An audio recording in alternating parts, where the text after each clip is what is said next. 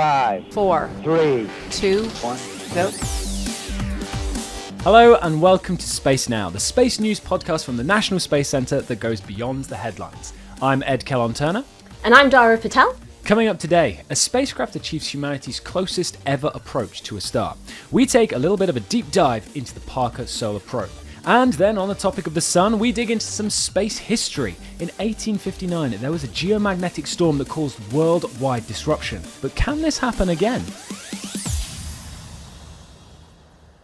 Now, things may be hotting up with the Parker Solar Probe, but first, we're going to take a look at some space wows. Dhara, what have you brought along this week? Well, speaking of hot, something I came across in the news this week was images that were taken of a volcanic eruption here on Earth. So at the beginning of this month, there was a volcano in Sicily, Mount Etna. It is Europe's most active volcano, and there were stunning, I would say, images captured from satellites orbiting around the Earth. And what I found really interesting is this idea of, yes, on the ground we've got, emergency services and they can come to the rescue, but satellites really do provide this different vantage point, this different view. And one of the images was what we call a composite. So it had taken visual kind of data, but also overlaid it with infrared. Now, anyone who may have seen pictures of volcanoes go off, you get these huge plumes of gas and dust, and it actually blocks the view, a bit like clouds do. But when we use infrared, we can actually see the lava flows beneath those ash clouds. So it was a stunning image of like the plumes of gas, but also where the lava was flowing. And it was captured by a European satellite called Sentinel-2, which is part of the European Copernicus constellation. So it's like Europe's like flagship Earth observation program. And I kind of did a bit more of a deep dive into, okay, well, how can satellites really help with volcanic eruptions? And there's several ways they can actually help predict volcanic eruptions. Ah, okay. So one of them is something called ground deformation. And the idea is that basically radar, so using radio waves from space, from these satellites, can actually monitor tiny changes in the Earth's surface due to magma underneath moving. And it's not necessarily something we can do on a large scale from on the Earth, but satellites provide this broad view.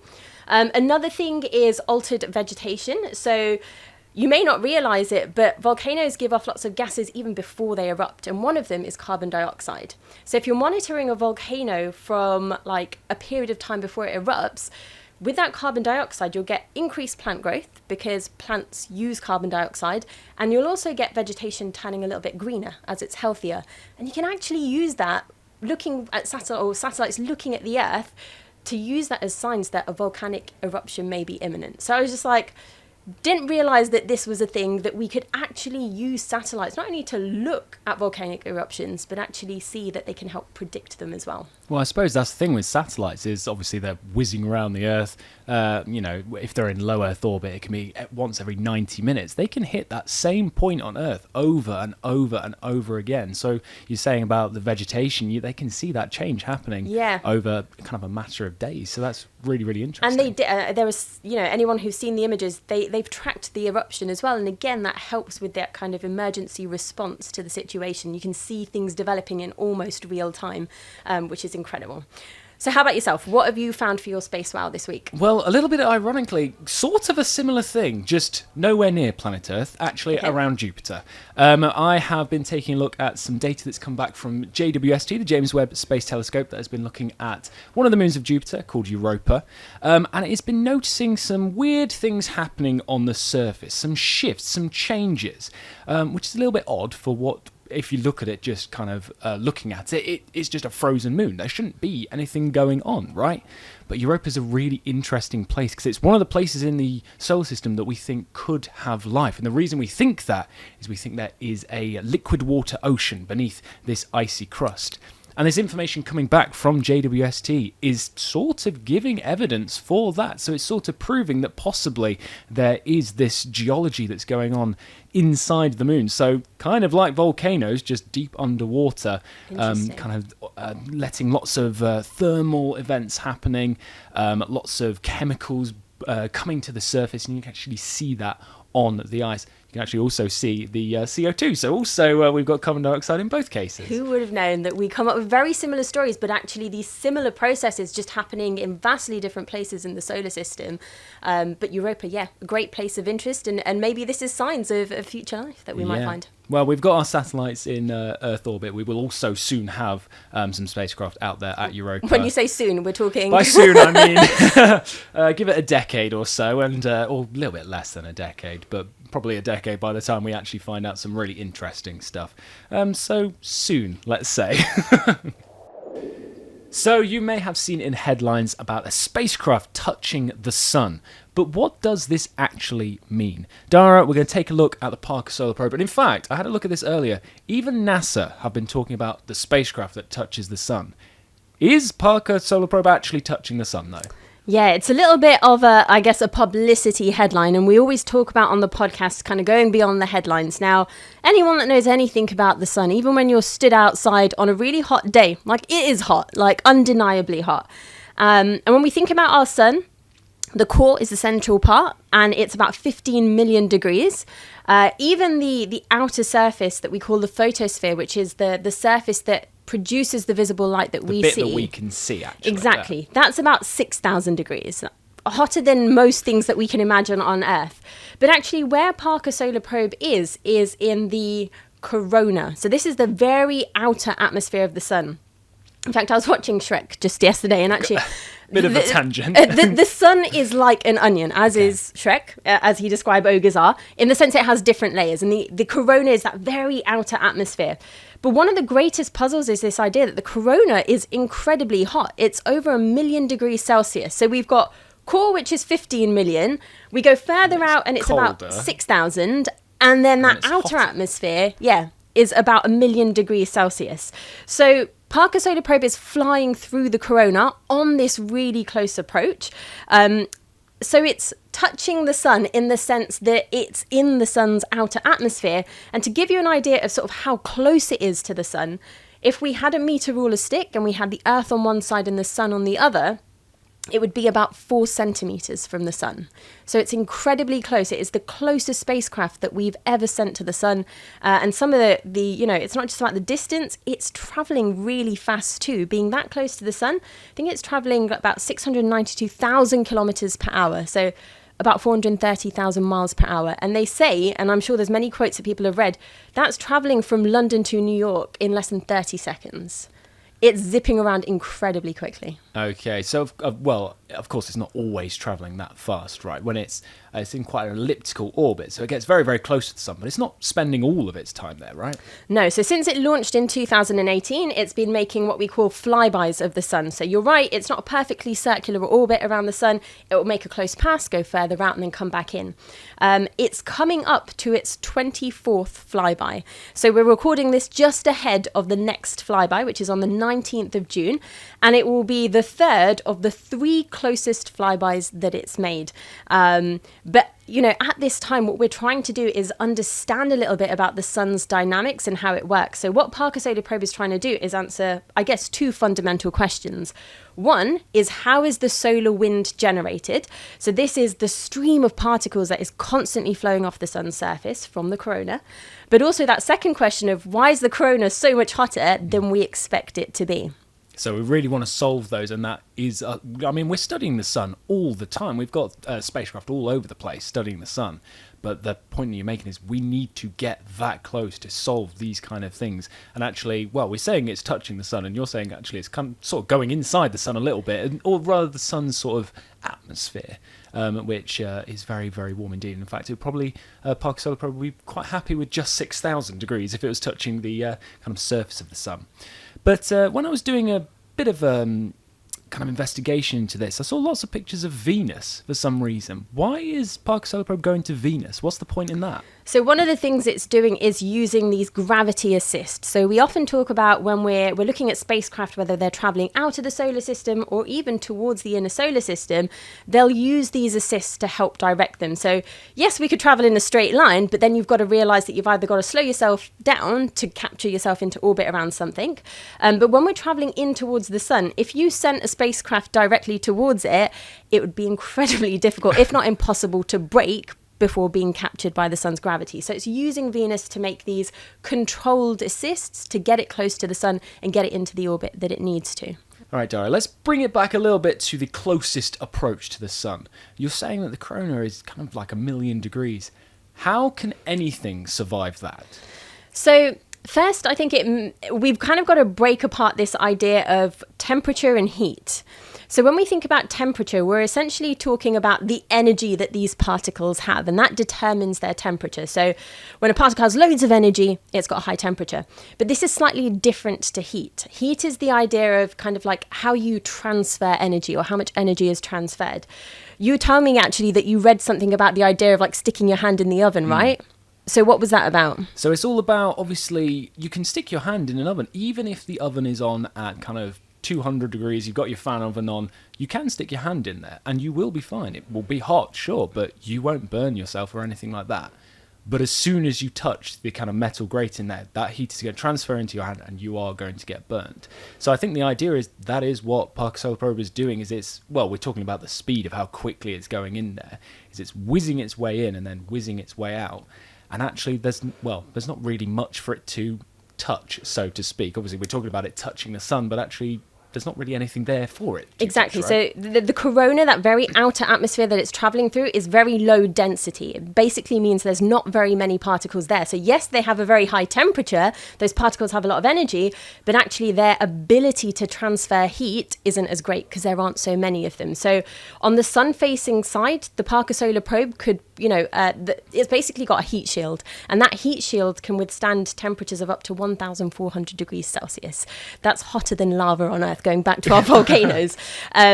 But actually, they now estimate that on its close approaches, it will probably get up to just about 1,000 degrees. So it's well incapable of not melting, having come that close to the sun. And there are some incredible engineering feats that have allowed it to be like this. So one of the things is the heat shield that I mentioned, and it's a bit like a sandwich. So it's like 4.5 inches thick, and it's made of a carbon sheet on either side. So that's your bread layers. Mm-hmm. And that sheet is basically carbon fibers. So carbon basically meaning you've got fibers of carbon overlaid with other fibers of carbon, but they're kind of in different directions. It's like creating a bit of a mesh.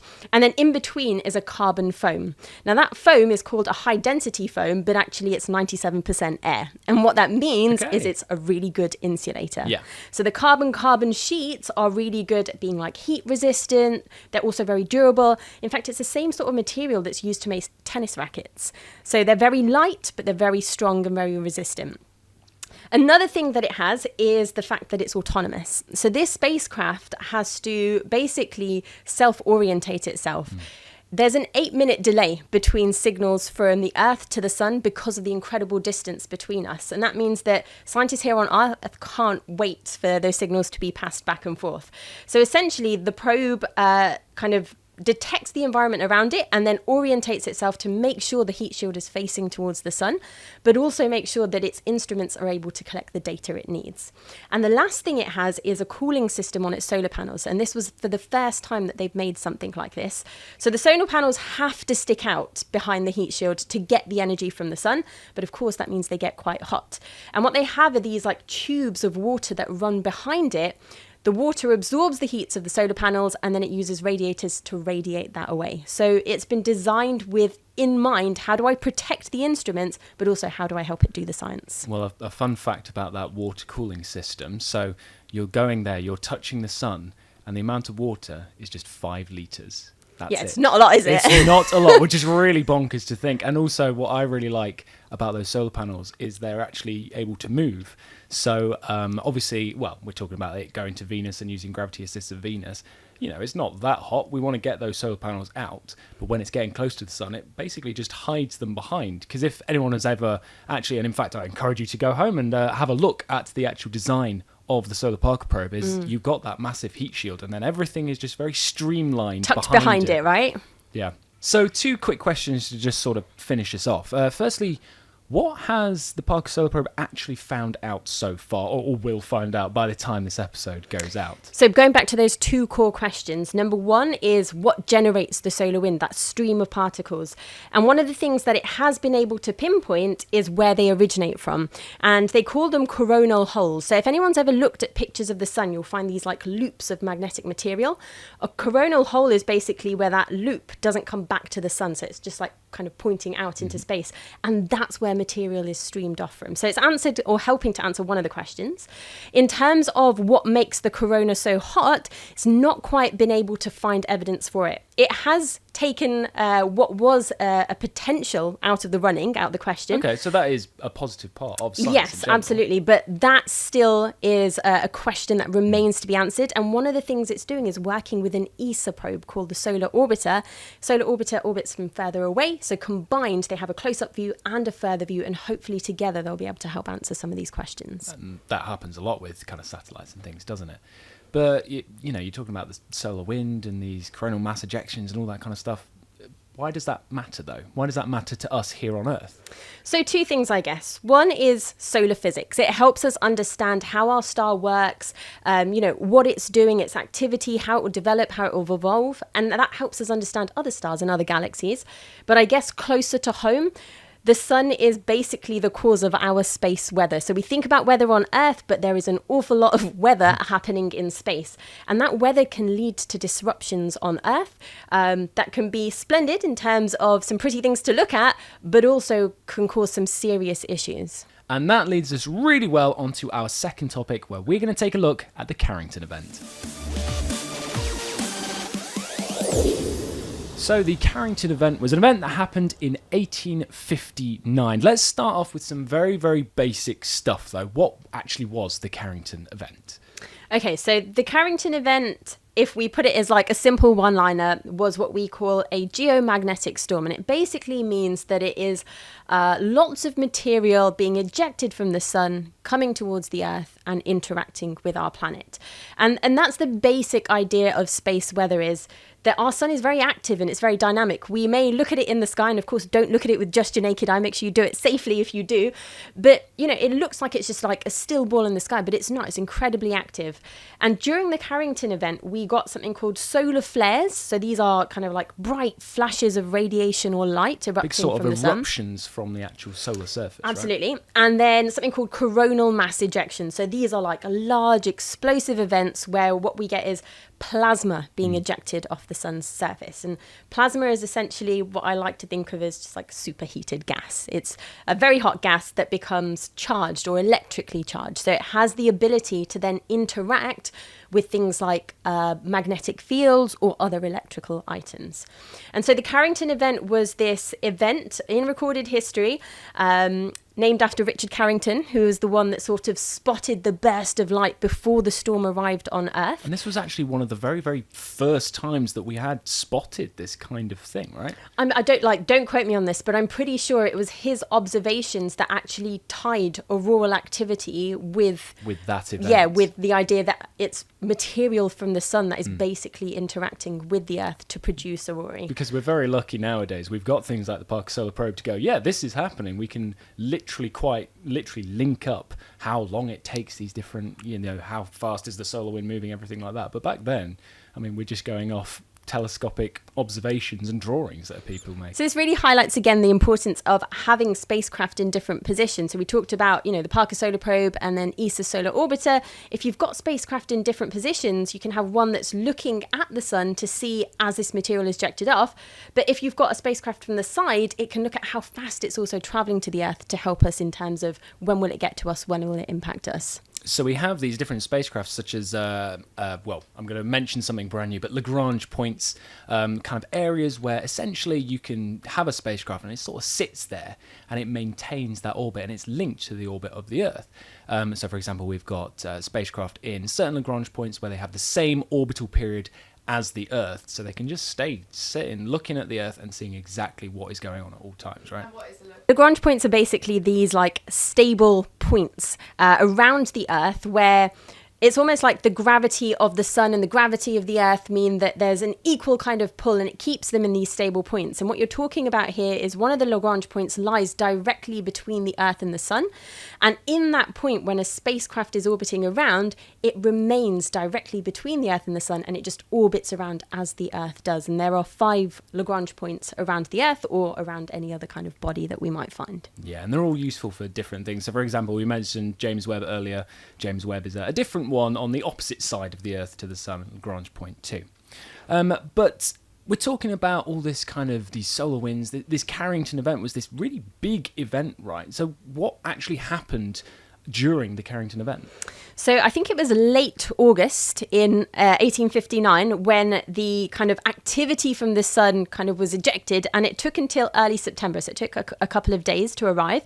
And when it did, lots of different things happened. So one of the noted phenomena was the fact that aurorae were visible at even lower latitudes than normally visible. So most of the time when we think about aurorae, you've got to be quite close to the poles to be able to see them. And that's because those charged particles that are streaming off the sun basically get directed or guided by the Earth's magnetic field. Remember I said about the fact that if they're charged, then they interact with the magnetic field. So they get driven towards the poles. It's like thinking about the Earth like a bar magnet. And it just like a bar magnet kind of attracts at either end, it does that to those particles. And they interact with the molecules in our atmosphere, basically like me hitting you and you going, ah, and it's almost like that energy is released as light rather than sound. And it usually only happens at the poles, but because this was such a powerful storm, it actually drove the aurorae to be seen closer to latitudes, kind of closer to the equator. I'm sure they were saying like it was visible in the Caribbean. And I'm not talking about like just faint glows. I don't know whether it's true or not, but people talking about being able to read a newspaper in the light of the aurorae. Yeah, I read a story where miners woke up and started making their breakfast because they thought it was the middle of the day. It was that bright, which is kind of a crazy thing to even consider. I mean, we got the Northern Lights here in the UK as a sort of, it was sort of. I mean, did you see them? Both times it happened, I missed them. Both times. Okay. So very, very disappointing. So it goes to show that even if we do see them at latitudes in the UK, they're not that bright. Like loads of us will still miss them. But aside from the aurorae, one of the other major kind of points of the Carrington event was the sort of telecoms issues that it produced. So you've got these charged particles. Now, anyone that knows the sort of 101 of electricity is that a current or the sort of electricity that runs is basically the movement of a charged particle. And here we've got charged particles streaming across the solar system. And they basically ended up causing blackouts, causing surges of current traveling through the sort of, what do you call them, like telecommunications towers and stuff, caused sparks, which led to some fires. And also some of the people operating the sort of the telecoms ended up getting shocks. So there was a huge amount of energetic material. And we're going back to a time where satellites didn't exist. We're still like 100 years away from the first satellite. And so now it's not just like on the Earth and the telecommunications that we have on the Earth, but we've now got to think about, well, we've got electronics orbiting the Earth left, right and centre. And, you know, if an event like this was to happen in the future, there would be even more severe consequences. Because these kind of events, you know, they're not necessarily that unusual. The sun goes through this cycle. I think it's about every 11 years, I'm going to say. You're going to agree with me. No, you so did. That's good. Yeah, you got it right. But it goes through this solar cycle, and we see solar minimums, solar maximums, so we get more of these sort of events. But, I mean, we're quite lucky in that, relatively, we're a very small object in the solar system. So quite often, these sort of mass ejections completely miss us, and we don't have to worry about them. But what about if we get unlucky? Do we have measures to actually avoid this kind of problem? You talked about satellites, but we were just talking earlier about how important they are to kind of protect us and to notify us about volcanic eruptions and things like that. So do we have any way to protect us? So maybe like starting and going back to that original point you made, that these sorts of events we tend to see as the sun goes through its kind of maximum period of activity every 11 years or so. And the Carrington event happened just before the solar maximum of that time. So it was like the 10th cycle in recorded history. So we know these events happen around solar maximum, and we've just passed solar maximum. So perhaps we're not going to get one this time. And there's an awful lot of different statistics about how likely another Carrington type event would be. But I think the sort of consensus is somewhere around 10% in the next century. So it's not that it's completely rare that we don't have to worry about it, but also it may not be happening tomorrow. So we may have a little bit of time. But that doesn't mean the risks are going to be any less. And in fact, like you've mentioned, there are huge risks to our technology now. So one of the things that it can do is these high energy particles from the sun can actually damage the electronics within spacecraft and satellites. So one of the key things that we have to look at is, okay, well, how can we maybe change the design of our satellites to help mitigate those kind of things? Another thing that it might cause is a wipeout to our communication networks. So that means, imagine going about your daily business and then all of a sudden there's no mobile network and there's no internet. That's a real possibility. I think a lot of people would struggle with that. I would definitely struggle. We do everything even almost without thinking about it. Our daily lives are filled with, have a look at the weather, or turn on the TV, or call my friend, or text my friend, or whatever it is. Well, people right now are using the internet to watch or listen to this right now. Exactly. And it's stuff like that we're going to have to be very careful about monitoring. And this is why Parker Solar Probe is so important, working out when are these solar storms going to hit the Earth, and then coming up with approaches to protect ourselves. Now, I'll just bring this to an end with a little bit of a scary thing that I did read about the Carrington event, is the time between the kind of solar event that happened and when it hit planet Earth was less than a day. It was about 17 hours, which is very unusual. Usually it takes much, much longer than that. Unfortunately, we didn't have satellites to figure out why this happened. We've got some guesses, but we might not have that much of an early warning system for the next one. Not. And I just, on the final closing note, but there are things we can do. So I talked about changing the designs of our satellites. So that's coming up with maybe more resistant materials that aren't so much affected by sort of the electrics and the electrical components of the charged particles from the sun. Another thing, again, monitoring space weather. But some of the things that I've seen is that you can change the orbit of a spacecraft. So we can do something called orbital maneuvering. And that means that rather than have low Earth orbit satellites, which are the most affected ones, one of the things I actually read was that solar storms can actually cause the density of our atmosphere to increase. That increases atmospheric drag, so the drag that these satellites feel. That means they slow down and come closer towards the Earth. That reduces their lifespan because eventually they're hurtled back towards the Earth. What we can do is move them into a higher orbit and protect them in that way. Now, of course, that uses fuel and there's risks associated with that. But another thing we can do is also turn them into safe mode. So if we know it's going to happen, switch off everything that's non-essential, protect the spacecraft, just make sure it's got enough battery to power itself up again. Perfect. Thank you very much. Now, we've been talking a lot today about the sun, and there's a pretty exciting event involving the sun, isn't there, Dhara, coming up? Yes, so on the 21st of June, so this month, we have the summer solstice. So this is the time of year where the northern pole of the Earth is directly tilted towards the sun, and it marks basically the start of astronomical summer. So it's the day for the northern hemisphere where we basically get the longest hours of daylight and the shortest nights. I think we've got just shy of 17 hours of daylight on that day. 16 hours, 50 minutes, and then an extra 1 minute on the end. There we go. So make the most of your summer solstice, whatever you're doing to enjoy it. Unfortunately, I think we're going to be here, aren't we? Maybe recording another podcast. Who maybe knows? It's the weekend. Oh, it could be the weekend. It's the weekend. Maybe we'll have to go out and enjoy ourselves. But that does bring us to the end of this episode. Thank you very much, Dhara. Thank you, Ed. And thank you, everyone, for listening at home. We'll be back next Friday to go beyond the headlines once again. So make sure you subscribe to the Space Now podcast wherever you get your podcasts so you don't miss an episode. And remember, we want to know what you want to know. So get in touch with us at podcast@spacecentre.co.uk. Send us your space questions and we'll see what we can do about providing those answers. See you soon.